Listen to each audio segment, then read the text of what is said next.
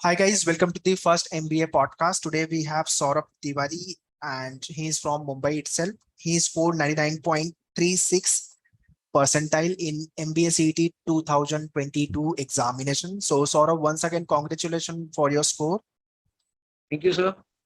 So before I start, Saurabh, want to know how this MBA CET idea came into the picture and your background, like which school, college and graduation में क्या आपका science commerce arts stream था? मैंने 12th science से किया sir, और मैंने उसके बाद इलेक्ट्रिकल इंजीनियरिंग ऑप्ट किया था।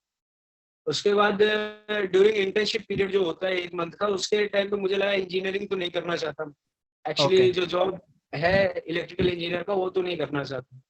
फिर मैंने ओके 1 साल गेट के लिए प्रिपरेशन किया। उसके बाद वो अच्छा नहीं लगा तो छोड़ दिया। फिर अभी रिसेंटली जैन से या दिसंबर जैन से मैं बैंकिंग का प्रिपरेशन कर रहा था। उसके बाद बीच में मैंने 2-3 एग्जाम दिए थे, उनमें से हुआ नहीं था। तो उसमें फिर मैंने सीईटी का एग्जाम दे दिया, क्योंकि मैंने देखा था, पहले पेपर देखा था, कुछ दोस्तों को हेल्प भी किया था। मैं टीचिंग एक्चुअली इंजीनियरिंग के टाइम से कर रहा था, तो उसमें हेल्प किया था दोस्तों को, तो मुझे पता था कि ये पेपर अच्छा जाएगा। ओके तो उसके बाद मैंने वो किया, फॉर्म भर दिया था। फिर लेट हुआ एग्जाम, तो उसके बाद जाके एग्जाम दिया। मैंने एक मॉक दिया था प्रिपरेशन में, और बाकी मेरी प्रिपरेशन तो बेसिकली बैंकिंग की ही रही थी थ्रू आउट। सीईटी के लिए स्पेशली मैंने कोई प्रिपरेशन नहीं की। ओके। तो सीटी में ओवरऑल मिलाकर के आपका logic, English, maths and abstract 4 section थे, राइट? सो चारों 4 सेक्शन। सेक्शन में से कौन सा सेक्शन आपको बहुत इजी गिरा और क्यों इजी गिरा आपको, एंड जो डिफिकल्ट था उस आपने क्या किया? एक्चुअली पेपर तो मुझे बहुत सिंपल लगा था। वे मैंने एक्चुअली बैंकिंग के बहुत सारे एग्जाम दिए, पीछे 2-3 साल में मैंने बहुत सारे एग्जाम्स दिए हैं। तो इसमें तो मैंने ऑलरेडी 5 मिनट पहले मेरा पेपर खत्म हो गया था, और मैंने पूरे 200 अटेम्प्ट किए थे। जिसमें से मुझे 5 सवाल ऐसे थे जिसमें लग रहा था कि सॉल्यूशन डाइसी है, मतलब कंफर्म आंसर नहीं आया था जिनका। वो 5 क्वेश्चन थे, 5 से 7 क्वेश्चन। तो ओके मुझे लग रहा था कि परसेंटाइल शायद जेबीआईएमएस के लिए कंफर्म शॉर्ट परसेंटाइल आ जाएगा, लेकिन 99.36 ही आया, तो इसका मतलब कुछ ज्यादा गलत हुआ होगा। Okay okay. सो मतलब आपका कौन सा स्लॉट था? Because slot I think second या थर्ड बहुत डिफिकल्ट था। आपका कौन सा स्लॉट था? 5 बजे हम निकल गए थे वहां से, यानी 3 बजे वाला स्लॉट था सर। अच्छा, डे कौन सा था? याद करना मुश्किल होगा, day Saturday one, Sunday day two, अच्छा ठीक है। कंफर्म। अच्छा, अभी भूल गए। ट्वेंटी ठीक है ट्वेंटी ठीक है। थ्री को था, 23 अगस्त को था, 23 अगस्त। ओके ओके ठीक है। जो आपका मैथ्स का सेक्शन था, वो आप मतलब इस साल का पेपर थोड़ा सा कुछ स्लॉट्स में इजी था, कुछ स्लॉट में डिफिकल्ट भी था, नो डाउट। बट ऐसा कोई भी सेक्शन लगा था आपको कि यार ये सेक्शन वीक है प्रिपरेशन के टाइम पे और सीटी के हिसाब से थोड़ा सा टफ लेवल प्रिपेयर करने की जरूरत है? नहीं सर, ऐसा नहीं है, क्योंकि मैंने आईबीपीएस पीओ दिया था लास्ट ईयर। आईबीपीएस पीओ दिया था मैंने, तो मैंने मेंस दिया था मैंने। लेकिन मैं हम्म विदाउट प्रिपरेशन बैठा था मैं। तो उसमें फिर वो पेपर मुझे लगा था डिफिकल्ट था बहुत, काफी हम्म डिफिकल्ट था। फिर मैंने कुछ और एग्जाम्स दिए बीच में। तो ये एमएससीटी का जो एग्जाम आया था वो बहुत इजी आया था, शायद मुझे इजी वाला स्लॉट मिला, उसकी वजह से भी हो सकता है। लेकिन हम्म। मुझे उसमें कहीं पे भी डिफिकल्टी ऐसी नहीं लगी कि ये सॉल्व नहीं किया जा सकता, कंसीडरिंग 4-5 क्वेश्चन छोड़ के। ओके। तो जो आपका इंजीनियरिंग बैकग्राउंड था, साइंस बैकग्राउंड, वो कितना हेल्पफुल था आपके एग्जाम के प्रिपरेशन को लेकर के? मैथमेटिक्स में पढ़ा रहा था काफी टाइम से, तो वो काफी हेल्पफुल था। और उसके बाद में फिर मैंने ये जो 5-6-8 महीने जो मैंने बैंकिंग के किए थे, प्रिपरेशन किया था, वो भी काफी हेल्पफुल था।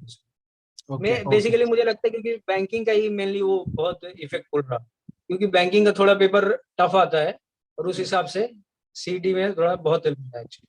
इस साल का पेपर भी थोड़ा उसी तरीके से बना हुआ था, सीडी का। हाँ, हो ओके। सकता इस साल का जो पेपर था वो जम्बल्ड पेपर था, ये आपको पता था? है। हाँ। पेपर पैटर्न जो था, पेपर पैटर्न जो आने वाला था वो सेक्शन वाइज में था, तो जम्बल्ड होने की वजह से कुछ डिफिकल्टी हैव यू फेस, या तो आपने कोई स्ट्रैटेजी डेवलप कर ली थी कि ओके जम्बल को मैं ऐसे अटेंड करूंगा? नहीं सर, एक्चुअली उसके जस्ट पहले मैं वो देख के आया था, इसका आरआरबी क्लर्क, आरआरबी पीओ दे के आया था। ओके उसमें कैसा है कि जो basic level है ना, वो सारे करने होते हैं। तो मेरा तो सिंपल माइंड सेट था, सब सॉल्व करते जाएंगे, जो बीच में टफ पड़ा उसको छोड़ के आगे चलेंगे, लॉस ओके करेंगे। Okay. एक ही स्ट्रेटेजी था कि जो सॉल्व उसको सॉल्व करेंगे, जो नहीं होगा उसको छोड़ देंगे, आगे बढ़ जाएंगे। क्योंकि जो मैं पीछे का देख के गया था, मतलब कि कितने क्वेश्चन करने होंगे, तो Okay. 163 किया, 163 पे 99.99 परसेंटाइल आ जाएगा। तो मैं उसके हिसाब से जब मैं देख रहा था उसको, तो मैंने थोड़ा एब्स्ट्रैक्ट का प्रैक्टिस किया था, क्योंकि एब्स्ट्रैक्ट रीजनिंग बैंकिंग में है नहीं।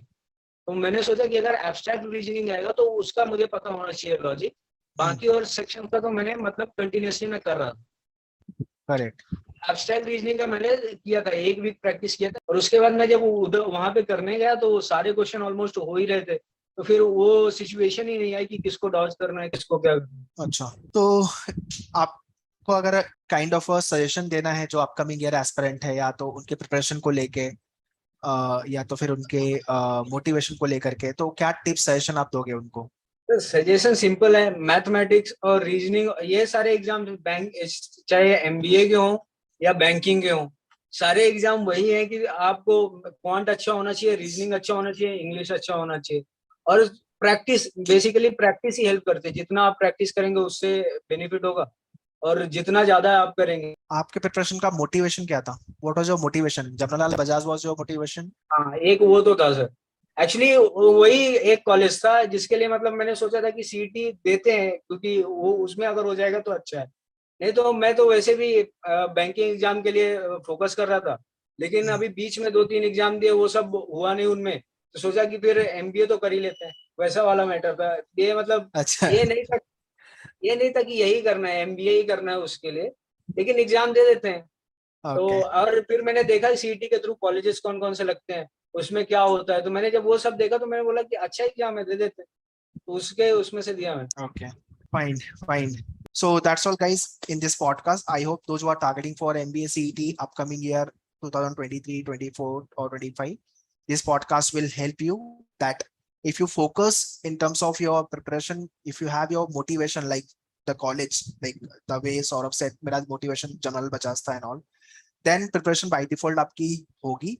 And practice जितना आप क्वेश्चन को करोगे, because CET is all about time management, आपको shortcuts पता होना चाहिए so that you can solve all the question within a given timeline. Saurabh, once again, thank you for coming and sharing your experience with regards to your MBA CET preparation. I hope ये podcast सबको काफी पसंद आएगा. All the best. Thank you Yeah. For having me. चलो, bye bye.